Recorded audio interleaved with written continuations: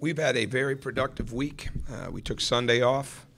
We didn't practice yesterday, but the 3 practices we have had have been very, very intense, very upbeat, very energetic. And I would say that going back even to Monday, that Verdell and Christian were the 2 guys that came in here, and you could just see the edge was alive and well, and they got our practices going at a really good clip. So we had to maneuver a few times, and we've lost a couple guys along the way to going to take their tests.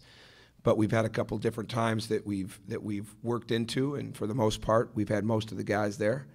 It's been good, very good. We've been dealing with a little sickness this week, but other than that, it's been very good. Our guys realized that we had a great opportunity last weekend. They took advantage of it, and their work ethic this week leads me to believe that they're ready to take the next opportunity at hand and go very hard and continue to make progress. And I think they understand that there's a lot of room for improvement, especially after we watch the film of the game.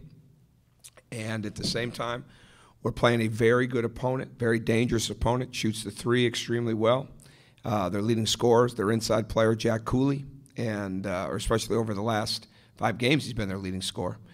But and certainly it'll be a great venue. It'll be a lot of pageantry, I would think, to that, with a sellout crowd and 4 in-state schools playing in Conseco, and I think they're excited. So at the same time, we haven't met as much because of the exams, and we've got numerous guys taking finals today at 5. But it'll get a little more normal for us after we leave here tomorrow night and get up to Indianapolis, and then we'll be locked in, getting ready for the game. So go ahead. How much of a positive is it that there was a week between that and Kentucky game? Well, I don't know. I mean, it is what it is. I mean, it's not like you can look at it and dictate it one way or the other. I never like long turnarounds, but for one time a year, for sure you're going to have it because of exam week. But at the same time, you want to make sure that you're getting better inside of that week, that they're getting a chance to rest up a little bit. And we took yesterday off from practice, but we still did some specialization with some of the guys. We watched film, but that they get their legs under them. And at the same time, you got to keep them engaged mentally, because it's real easy to get so locked into what you're doing academically that you come in here and you let down. And I think it helps their tests. I think it helps their preparation academically when they've got to stay sharp here. And that's what we continue to push. And they've spent a lot of time studying and a lot of time with their tutors and preparing for the tests. And I think this is a good diversion for them. And so it just is what it is. Is it a thin line between being re-energized by a win like the one over Kentucky and kind of coming out emotionally drained after a win like that? I have no idea. I mean, we're not focused on any of that. We're just focused on as much preparation as we can have for the game. I don't know how we'd be emotionally drained, 7 days later. So I would hope not. But every game poses different challenges, and every game is an opportunity in itself. This one was a very special opportunity because of how good Kentucky is, because of where it was played, because of the hype and surrounding of everything that was surrounding it coming into it. And we should be excited. Dick Vitale, 2 weeks in a row, 2 games in a row. Nothing wrong with that.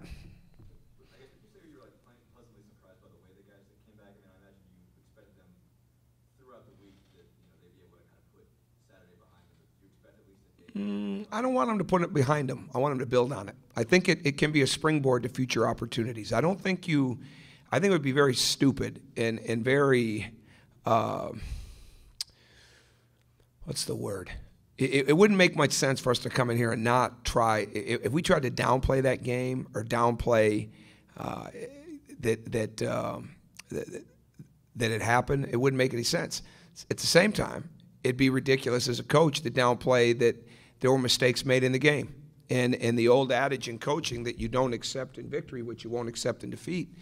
Even when you beat the #1 team in the country, I don't think you get away from that. And we didn't. So you want to build on it. You want it to springboard. You want confidence to grow.